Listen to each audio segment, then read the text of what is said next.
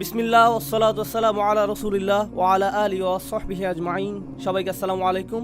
ওকে, আমার মনে হয় না যে আরেকটা বিরতি দিতে হবে। আমি বিরতির মুডে নেই। ঠিক আছে, আমরা এখন অন্তিম পর্বে। ঠিক আছে, তো আমরা ষষ্ঠ অনুচ্ছেদে রয়েছি। এটা শুরু করার আগে আমি আপনাদের সাথে এ পর্যন্ত যা আলোচিত হয়েছে তার একটা পুনরালোচনা করতে চাই। ভূমিকাটি ছিল কোরআন নিয়ে আর সেই মানুষদের নিয়ে যারা এটাকে অস্বীকার করে। দ্বিতীয় অনুচ্ছেদটি ছিল, আমি ভুলে গেছি কি ধরনের ইতিহাস, আপনাদের মনে আছে? সেই শহর, তিনজন রাসূল এবং সেই একাকী ঈমানদার। ঠিক আছে, এটা দ্বিতীয় অনুচ্ছেদ। তৃতীয় অনুচ্ছেদটির বিষয় কি ছিল? আপনার চারপাশের জগৎ এবং আপনার সামনে যা কিছু রয়েছে তার সম্পর্কে। তারপর চতুর্থ অনুচ্ছেদটি ছিল সেই মানুষদের সম্পর্কে যারা চিন্তা করতে অস্বীকৃতি জানায়। পঞ্চম অনুচ্ছেদের বিষয়বস্তু কি ছিল? সতর্কতা। কোরআনে কত ধরনের সতর্কতার কথা রয়েছে, সেগুলো কি কি? ধ্বংস, বিচার দিবস, আর সেই কথোপকথনের ভিতরে আল্লাহ জান্নাত সম্পর্কে বিস্ময়কর কিছু বিষয় বলেছেন, তাই না?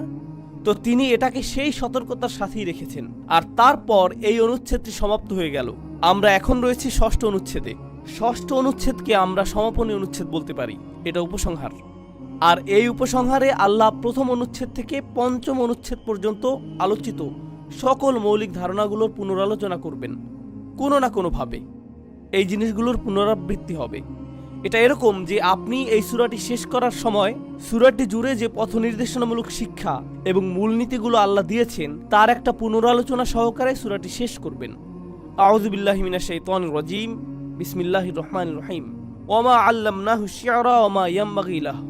আমরা তাকে কাব্য শিক্ষা দেইনি, আর এটা তার জন্য মানানসইও নয়। এটা তার জন্য যথাযোগ্য না যে তিনি কবিতা রচনা করবেন। ইন হুয়া ইল্লা যিকরুন ওয়া কুরআনুম মুবিন। এটা একটি স্মরণিকা ছাড়া আর কিছুই না, এটা স্মারক ছাড়া আর কিছুই না। আর এটা এমন কোরআন যা সম্পূর্ণরূপে সুস্পষ্ট, যা অত্যন্ত স্বচ্ছ।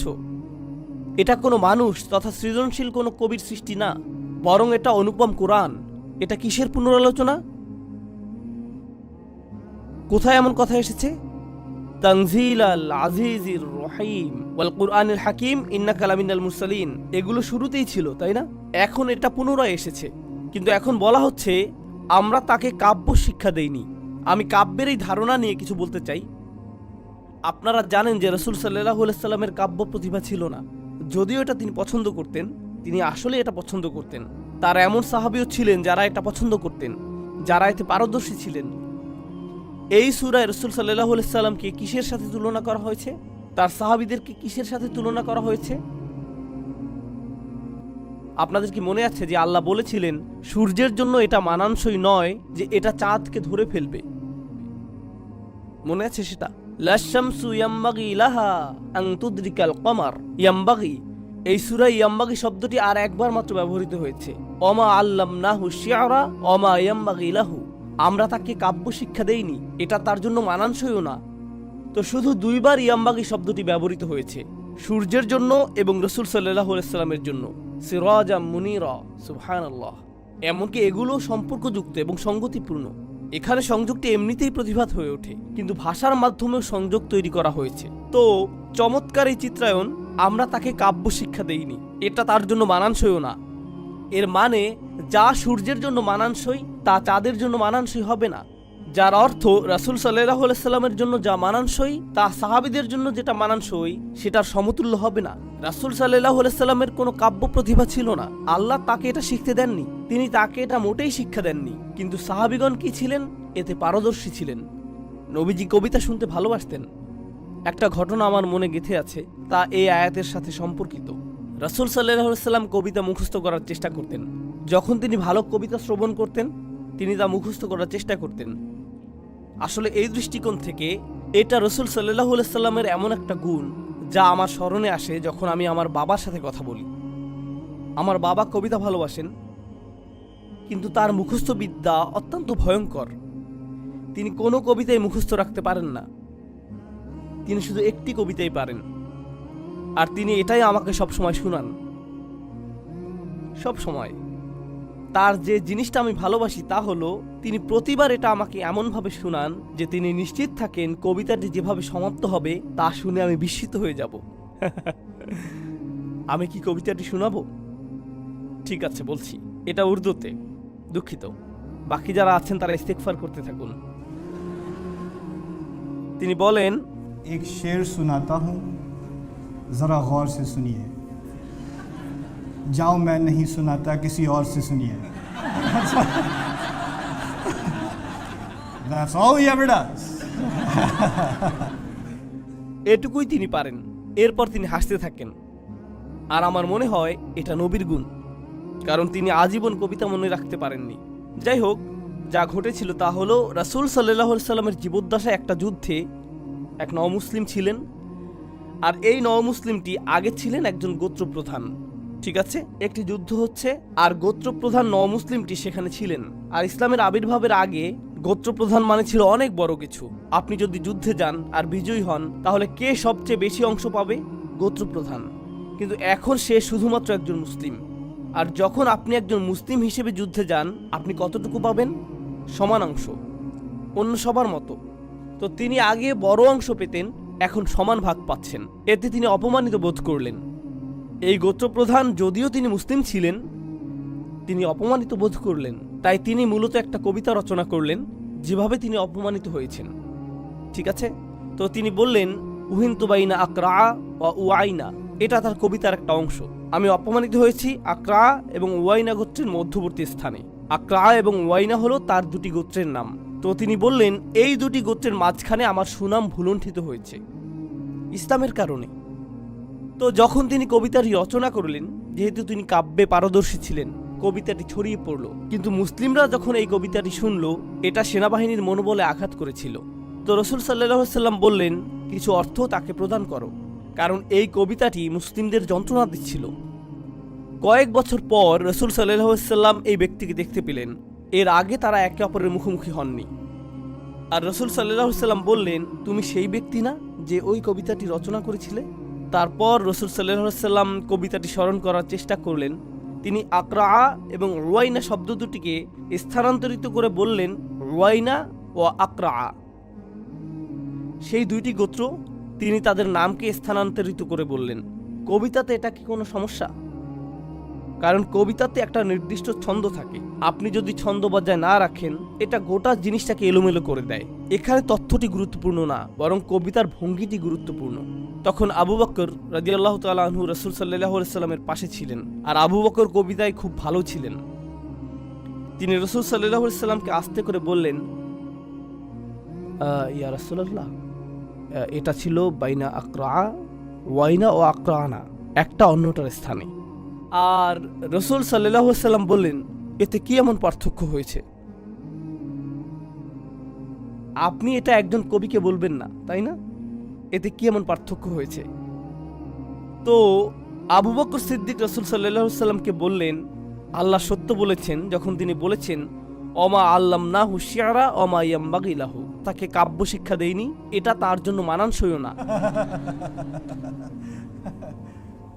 তো যাই হোক, আল্লাহ রাসূল সাল্লাল্লাহু আলাইহি সাল্লামকে মোটেই কাব্য প্রতিভা দান করেননি, আর এটা তার জন্য মানানসইও না। কারণ এই সমস্ত বিষয় নিয়ে কথা বলার মতো সময় তার ছিল না। তার বক্তব্যের বিষয়বস্তু ছিল সবচেয়ে অকাট্য, স্বয়ং কোরআনুল হাকিম। এগুলো করার সময় তার নেই। এখন তিনি বলছেন, ইনহুয়া ইল্লা যিকরুন, এটা স্মরণিকা ছাড়া আর কিছু না। ইনহুয়া ইল্লা হলো কোরআনের বক্তব্য প্রকাশের একটি ভঙ্গি, যা খুবই শক্তিশালী। কোরআনের সার্বজনীন সংজ্ঞাগুলোর একটি হলো এটা একটা স্মরণিকা।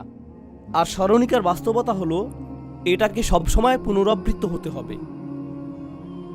কোরআন থেকে আপনি জানতে পারবেন যে স্মরণিকার দ্বারা হৃদয় উপকৃত হয়। স্মরণিকা হলো হৃদয়ের জন্য। আলা বিযিকরিল্লাহি তাতমাইন্নু আল কুলুব। তো জিকির হলো হৃদয়ের জন্য। আগফালনা কলবাহু আন যিকরিনা, আমি তার হৃদয়কে আমার জিকির থেকে বিমুখ করে দিয়েছি। তো কোরআন প্রথমত হলো জিকির, যার মানে এটা আপনার হৃদয়কে প্রভাবিত করার কথা। কিন্তু তারপর তিনি বলছেন, ইন হুয়া ইল্লা যিকরুন ওয়া কুরআনুম মুবিন, এটা সুস্পষ্ট কোরআন। এখন সুস্পষ্টতা হৃদয়ের বিষয় না, কিসের বিষয়? এটা মনের বিষয়। তো এর আবৃত্তিটি হওয়া উচিত আধ্যাত্মিক। আর একই সাথে এর হওয়া উচিত বুদ্ধিবৃত্তিক। আপনারা ওমা আলাইনা ইল্লাল বালাগুল মুবিন এই ধারণাটি জানেন।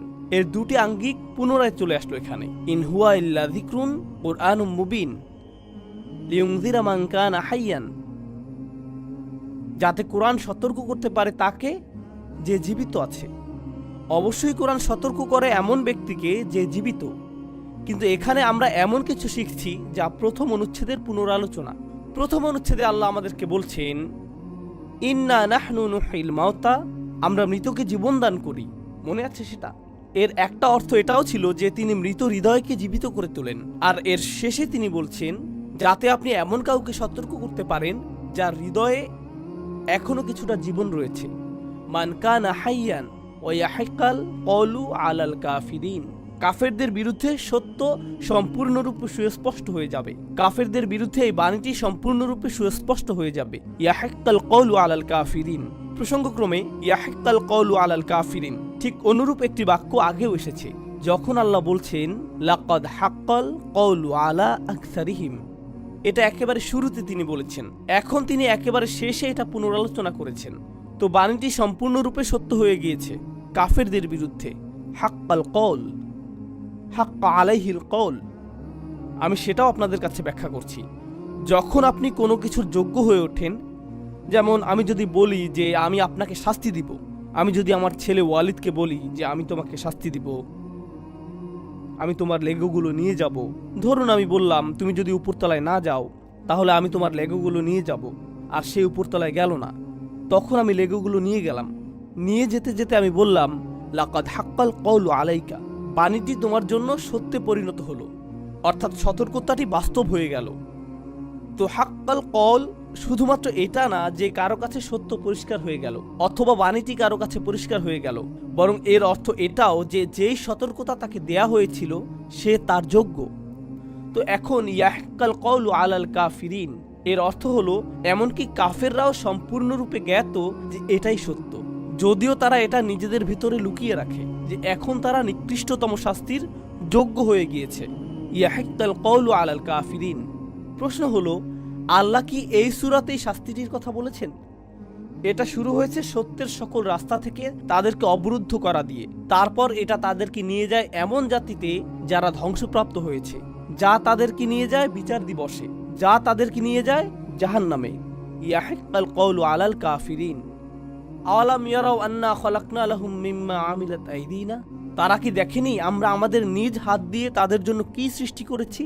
আমাদের নিজ হাত দিয়ে তাদের জন্য যা সৃষ্টি করেছি এটা কিসের পুনরালোচনা মনে হয়? তারা কি দেখেনি যা আমরা তাদের জন্য সৃষ্টি করেছি? এটা কোন অনুচ্ছেদে ছিল? সেটা ছিল তৃতীয় অনুচ্ছেদে, তাই না? আপনার চারপাশের জগৎ। আর এখন তিনি বলছেন আনআমান, যা আমরা নিজ হাতে সৃষ্টি করেছি, যা হলো গবাদি পশু, গরু। ফাহুম লাহা মালিকুন, তারপর তারা এগুলোর মালিক হয়ে ঘুরে বেড়ায়। তারা এই গরু এবং গবাদি পশুগুলোর অধিকারী হয়। আগের বার তিনি বলেছিলেন ফলমূল নিয়ে, তিনি বলেছিলেন শস্য নিয়ে যা তারা আহার করে, এছাড়া উদ্যান এবং খেজুর গাছ নিয়ে। আর এখন তিনি বলছেন গবাদি পশু নিয়ে, এবং কিভাবে গবাদি পশুগুলোকে তোমাদের বশ্যতা স্বীকার করানো হয়েছে। কোরআনে আল্লাহ প্রায় এমন পশু নিয়ে কথা বলেছেন যেগুলোর উপর আপনার নিয়ন্ত্রণ রয়েছে, যেমন ঘোড়া, গরু, উট। আর এরও একটা কারণ রয়েছে, একটা আধ্যাত্মিক শিক্ষা রয়েছে। এটা একটা বস্তুগত চিত্র যা আধ্যাত্মিক শিক্ষার সাথে সম্বন্ধযুক্ত।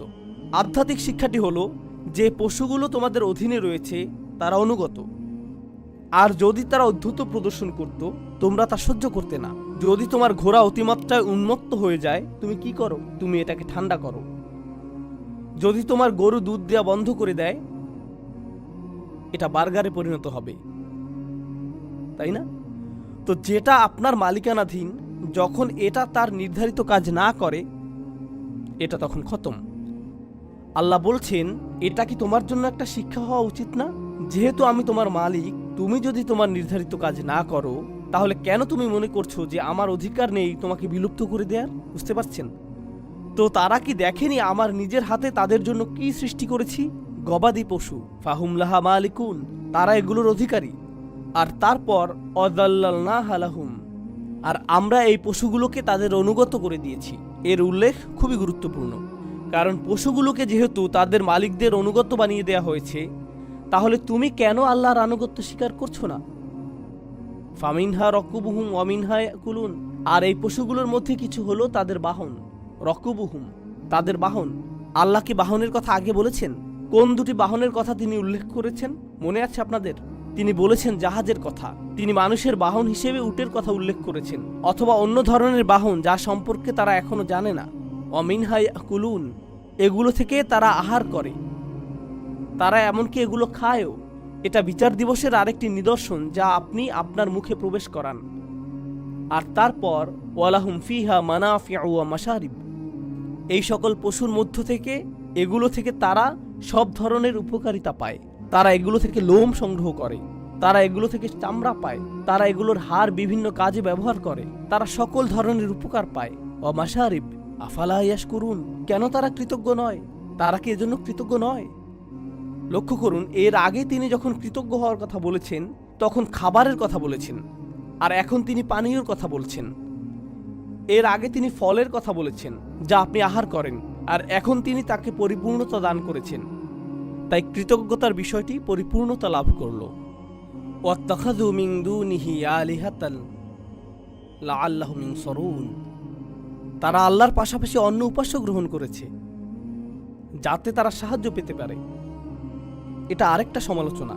আল্লাহ বলছেন কেন তারা তাদের সামনের বাস্তবতা লক্ষ্য করে না। আমরা এই 6ষ্ঠ অনুচ্ছেদে সেটা পুনরায় আলোচনা করছি, কিন্তু এখন তিনি তাদের অপরাধগুলোতে ফিরে যাচ্ছেন। আর এই অপরাধগুলো হলো পূর্বের জাতিগুলোর কৃত অপরাধসমূহের অনুরূপ, যেমনটি এসেছে 2য় অনুচ্ছেদে ইতিহাসের শিক্ষায়। সেখানে মানুষ অন্য উপাস্যদের সুপারিশের প্রত্যাশা করেছিল, তো তিনি বলছেন যে তারা আল্লাহ ছাড়া অন্য উপাস্য গ্রহণ করেছে লাআল্লাহুম ইনসারুন, যাতে তারা সাহায্য পেতে পারে।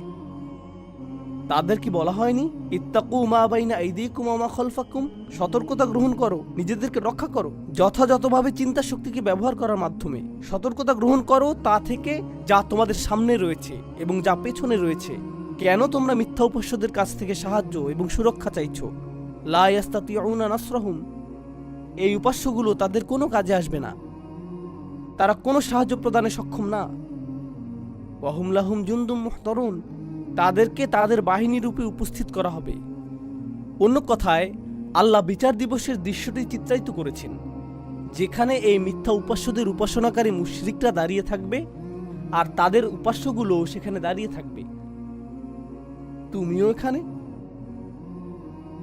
তোমার তো ভিআইপি সেকশনে থেকে এখন আমাকে সাহায্য করার কথা ছিল, তুমি এখানে কেন? আমি শুধু একটা মূর্তি ভাই, আমরা দুজনেই আগুনে পুড়ব, আর আমাকে জ্বালানি হিসেবে ব্যবহার করা হবে তোমার আগুনকে প্রজ্বলিত করার জন্য। কারণ আল্লাহ বলছেন ওয়াকুদুহান নাসু ওয়াল হিজারা, এর জ্বালানি হবে মানুষ এবং পাথর, সেই পাথর যা দিয়ে মূর্তিগুলো নির্মিত হয়েছে। তো সেই মূর্তি নিজেও সেখানে দাঁড়িয়ে থাকবে আর বলবে দাঁড়াও, এটা তো ভালো লক্ষণ না। ওয়াহুম লাহুম জুনদুম মুহদারুন ফালা ইয়াহজুনকা কওলুহুম, তারা যা বলে তাতে আপনার দুঃখিত হওয়া উচিত না। তিনি কাকে উদ্দেশ্য করে বলছেন? নবীজিকে। তাদের উক্তি আপনাকে দুঃখিত করবে এটা উচিত না। এটা আল্লাহর পক্ষ থেকে রসুল সাল্লাল্লাহু আলাইহি সাল্লামের প্রতি সান্ত্বনা। আগের কোন অনুচ্ছেদে আল্লাহর পক্ষ থেকে রসুল সাল্লাল্লাহু আলাইহি সাল্লামের প্রতি সান্ত্বনার কথা রয়েছে? 1ম অনুচ্ছেদ ইন্নাকা লামিনাল মুরসালিন আলা সিরাতিন মুস্তাকিম, পুনরাবৃত্তি। তারপর 2য় অনুচ্ছেদে রব্বুনা ইয়ালামু ইন্না ইলাইকুম লামুরসালুন, তার পক্ষ থেকে আমাদের জন্য সান্ত্বনা রয়েছে, তোমাদের কাছ থেকে কোনো মূল্যায়ন পাওয়ার প্রয়োজন আমাদের নেই। আর এখন আল্লাহ তাকে সান্ত্বনা প্রদান করছেন, তাদের বক্তব্য নিয়ে আপনার দুশ্চিন্তা করার প্রয়োজন নেই। ইন্না না'লামু মা ইউসিররুনা ওয়া মা ইউ'লিনুন, আমি জানি তারা যা গোপন করে এবং যা তারা প্রকাশ করে। আমি জানি যা তারা গোপন করে রাখে এবং যা তারা ব্যক্ত করে। এটাও একটা পুনরালোচনা, কারণ সত্য সুস্পষ্ট হয়ে গিয়েছিল তাদের হৃদয়ের গভীরে, তাই না? লাকাদ হাক্কাল কওলু আলা আকসারিহিম, তো আল্লাহ বলছেন তাদের গোপনীয়তাগুলো আমি জানি, আর অপরদিকে যে মিথ্যা তারা প্রকাশ করে তাও আমি জানি। ওমা ইউ'লিনুন। এখন আওয়ালাম ইয়ারাল ইনসানু, এই আয়াতে যাওয়ার আগে আসুন জেনে নেই কেন তারা বাণীটি প্রত্যাখ্যান করেছিল, কেন তারা জিনিসগুলো গোপন করেছিল আর প্রকাশ করেনি যা তারা সত্য হিসেবে জানত। অহংকার, তাই না? তো আল্লাহ এখন অহংকারকে আঘাত করবেন। কারণ এটাই প্রকৃত সমস্যার কারণ হয়ে দাঁড়িয়েছে। মানবজাতি কি দেখেনি যে আন্না খলাকনাহু মিন নুতফা, আমরা তাকে সৃষ্টি করেছি নোংরা তরল থেকে, একটা ফোঁটা থেকে। ফাইদা হুয়া খসিমুম মুবিন, তারপর আকস্মিকভাবে সে প্রকাশ্যে একটানা তর্ক করা শুরু করলো। সে নিজেকে কি মনে করেছে? আপনারা জানেন সূরাটির শুরুতে কুরাইশদেরকে জিজ্ঞেস করা হয়েছিল যে তোমরা নিজেদেরকে কি মনে করছো, আর এখন আল্লাহ বলছেন মানবজাতি নিজেকে কি মনে করছে? তুমি শুধুমাত্র একটু নোংরা তরল, তুমি এতই বড় হয়ে গেছো আর এখন তর্ক করা শুরু করেছো। পাকিস্তানিরা এটা ভালো করে জানেন। আমরা এই বাক্যটা আমাদের সন্তানদের ক্ষেত্রে ব্যবহার করি যখন তারা উঁচু স্বরে কথা বলে। হাহা, আপ তো তুম বহুত বারে হো গায়ে হো, এখন তো তুমি অনেক বড় হয়ে গেছো, মাশাআল্লাহ। এরকম আগে শুনেছেন? আল্লাহ আসলে এটাই ব্যবহার করেছেন কুরাইশদের সাথে। ও, তোমরা এখন অনেক ক্ষমতাধর হয়ে গেছো, এখন তোমরা আল্লাহর সাথে তর্ক করতে চাও। চমৎকার। আর এই ধারণাটি ফাইদা হুয়া খসিমুন, আকস্মিকভাবে সে তর্ক করা শুরু করলো। তর্ক করা সম্পর্কে এই প্রথম আমরা শুনছি না। আল্লাহ আগে বলেছেন মা ইয়ানজুরুনা ইল্লা সাইহাতান ওয়াহিদাতান তাখুযুহুম ওয়া হুম ইয়াখিসিমুন, শুধুমাত্র একটি বিস্ফোরণ ছাড়া তারা আর কিছুই দেখবে না যখন তারা তাদের যুক্তিতর্কে লিপ্ত থাকবে। আর আল্লাহ বলেছেন যে তোমরা কি মনে করছো যে এই যুক্তিতর্ক করার সুযোগ তোমাদের রয়েছে? তোমরা কি মনে করছো যে এরকম জঘন্য হওয়ার সুযোগ তোমরা পাবে? আল্লাহ বলেছেন দরাবালানা মাসালান, সে আমাদের জন্য সকল ধরনের দৃষ্টান্ত প্রদান করে। সে আমাদের জন্য তাত্ত্বিক চিত্রকল্প তৈরি করা শুরু করে, যা এর আগে এই সূরাতে এসেছে। আনুতঈমু মাল্লাহু ইয়াশাউল্লাহু ওয়া তাআমাহ, আমরা কি এমন কাউকে আহার করাবো যাকে আল্লাহ চাইলে নিজেই আহার করাতে পারতেন? আল্লাহ যদি চাইতেন তিনি নিজেই তাদেরকে আহার করাতে পারতেন। সে আল্লাহকে নিয়ে মতবাদ তৈরি করছে, তাই না? আল্লাহ বলছেন সে আমাকে নিয়ে তত্ত্ব উদ্ভাবন করছে। ওয়ানাসিয়া খলকাহ, আর সে তার নিজের সৃষ্টিকেই ভুলে যাচ্ছে। ক্বালা মা ইউহিল ইযাম ওয়া হিয়া রামীম, তার ধৃষ্টতা হয়েছে এটা জিজ্ঞেস করার যে কে সেই হাড়ের মাঝে জীবন ফিরিয়ে দেবে যখন তা মাটিতে মিশে যাবে। রমিম আরবিতে রিম্মাহ অর্থ মাটি, আসসারা আর রিম্মাতু হিয়াসারাহ। তো সে বলে এই ক্ষয়প্রাপ্ত হাড়গুলোতে কি জীবন ফিরিয়ে দেওয়া হবে? এটা কে করবে? সে আল্লাহর ক্ষমতাকে প্রশ্নবিদ্ধ করছে। এটা অহংকারের চরম সীমা। ভুলে গেছো যে তুমি নিজে কি থেকে সৃষ্টি হয়েছ? তা মাটির চেয়েও জঘন্য। কুল ইহইহাল্লাযী আনশাআহা আউওয়ালা মাররাহ, তাদেরকে বলে দাও যিনি এটাকে প্রথমবার জীবন দিয়েছেন তিনি আবারও এটাকে জীবিত করবেন। তিনি এটাকে প্রথমবার সৃষ্টি করেছেন। আল্লাহ যে মৃতকে জীবন দান করেন এই ধারণাটি কি নতুন আসলো, নাকি এটা আগেও এসেছে? এখানে আবারও পুনরাবৃত্তি হলো। ওয়া হুয়া বিকুল্লি খলকিন আলিম, আর তিনি সকল ধরনের সৃষ্টি সম্পর্কে অবগত। সকল ধরনের সৃষ্টির ব্যাপারে তিনি সর্বদা অবগত। আল্লাহ সকল ধরনের সৃষ্টি সম্পর্কে জানেন। এই একটি উক্তি হলো গোটা তৃতীয় অনুচ্ছেদটির পুনরালোচনা, যেখানে ছিল আল্লাহর সৃষ্ট নিদর্শনগুলোর বর্ণনা। এই সবগুলো এখানে আবারও ধারণ করা হলো, যা মানুষ নিজেদের হাতে তৈরি করে, যা তারা নিজেদের হাতে তৈরি করতে পারে না, যা তারা নিজেদের মুখ দিয়ে আহার করে, পশু পাখিগুলো যা তাদের সেবায় নিয়োজিত। আল্লাযী জাআলা লাকুম মিনাশ শাজারিল আখদারি নারা, এই আয়াতটি অসাধারণ। তিনি সবুজ বৃক্ষ থেকে তোমাদের জন্য আগুন সৃষ্টি করেছেন। ফাইদা আনতুম মিনহু তুকিদুন, তোমরা এটা থেকে আগুন জ্বালাও। এই সূরা থেকে এই প্রথম আমরা বৃক্ষ সম্পর্কে জানছি। কারো কি মনে আছে এই সূরায় বৃক্ষের কথাটা কোথায় এসেছে? খেজুর গাছ। খেজুর গাছগুলো কিসের সারণিকা? জান্নাতের। আর এই গাছই আগুন তৈরিতে ব্যবহৃত হয়, যা একটা স্মরণিকা হওয়া উচিত জাহান্নামের। এটা কি অবিশ্বাস্য না? দুইবার তিনি বৃক্ষের কথা বলেছেন। একটি বর্ণনা জান্নাতের কথা স্মরণ করিয়ে দেয়, অপর বর্ণনা স্মরণ করিয়ে দেয় জাহান্নাম। কিন্তু তিনি এখানে যা বলেছেন তা লক্ষণীয়। তিনি বলেছেন যে তিনি একটি সম্পূর্ণরূপে সবুজ বৃক্ষকে আগুনে পরিণত হওয়ার সক্ষমতা দান করেছেন। কিন্তু এটা নিজে থেকে আগুনে পরিণত হয় না। ফলমূলগুলো নিজে থেকে উৎপাদিত হয়, এর সৌন্দর্য নিজে থেকেই সৃষ্টি হয়, কিন্তু আগুন নিজে থেকে সৃষ্টি হয় না। ফাইদা আনতুম মিনহু তুকিদুন, তোমাদের নিজেদেরকে এটা জ্বালাতে হয়, তোমাদের নিজেদেরকে এই সবুজ বৃক্ষকে নিয়ে আগুনে পরিণত করতে হয়। আল্লাহ এখানে কি বলছেন? আল্লাহর দৃষ্টিতে জান্নাতের পথটি হলো স্বাভাবিক, কিন্তু তুমি নিজের স্বাভাবিকতার বিপরীতে গিয়ে আল্লাহ যে প্রকৃতি দিয়ে তোমাকে সৃষ্টি করেছেন তা ধ্বংস করছো আর জাহান্নামের আগুনে নিজেকে নিক্ষেপ করছো। আল্লাহ তোমাকে জাহান্নামে নিক্ষেপ করেননি, তুমি নিজেই এটা জ্বালিয়েছো। ফাইদা আনতুম মিনহু তুকিদুন। কি অবিশ্বাস্য এটা! চিত্রটি কিভাবে পূর্ণতা পেল? বৃক্ষের প্রতি আপনার দৃষ্টিভঙ্গি আর আগের মতো নেই। এই দুইটি আয়াত দ্বারা শুরুতে যেটা উন্মুক্ত ছিল, এখন এই আয়াতে তা পূর্ণতা পেল। তিনি বললেন, আওয়ালাইসাল্লাযী খালাকাস সামাওয়াতি ওয়াল আরদ। এটা কি সম্ভব না তার জন্য যিনি আকাশসমূহ এবং পৃথিবী সৃষ্টি করেছেন? বিকাদির, সম্পূর্ণরূপে সক্ষম। আলা আন ইয়াখলুকা মিসলাহুম, যে তিনি তাদের অনুরূপ সৃষ্টি করতে পারবেন। বালা, অবশ্যই। ওয়া হুয়াল খাল্লাকুল আলিম, তিনি সেই সত্তা যিনি বারবার সৃষ্টি করেন। এখন এই আয়াত সম্পর্কে একটা বিষয় হলো, তিনি আকাশসমূহ এবং পৃথিবী সৃষ্টি করেছেন। কয়টি আকাশ রয়েছে? আপনি কয়টিতে গিয়েছেন? আপনি একটিতে গিয়েছেন? যদি আপনি বিমানে চড়ে থাকেন তাহলে একটি আকাশের কিছু অংশে গিয়েছেন, তাই না? আমরা কি সাত আসমান দেখতে পারি? আমরা কি জানি এগুলো কোথায় শুরু হয়েছে আর কোথায় শেষ হয়েছে? না, সেটা অদৃশ্য জগৎ। আল্লাহ সৃষ্টি করেছেন অদৃশ্য এবং দৃশ্যমান জগৎ। আকাশের বেশিরভাগই অদৃশ্য আর পৃথিবী হলো দৃশ্যমান। সেই সত্তা যিনি দৃশ্যমান এবং অদৃশ্য জগৎ সৃষ্টি করেছেন। প্রত্যেকবার যখন তিনি দৃশ্যমান কোনো কিছু সৃষ্টি করেন, সেটা আপনার মনে অদৃশ্য জগৎ সম্পর্কেও চিন্তার খোরাক যোগায়। খালাকাস সামাওয়াতি ওয়াল আরদ।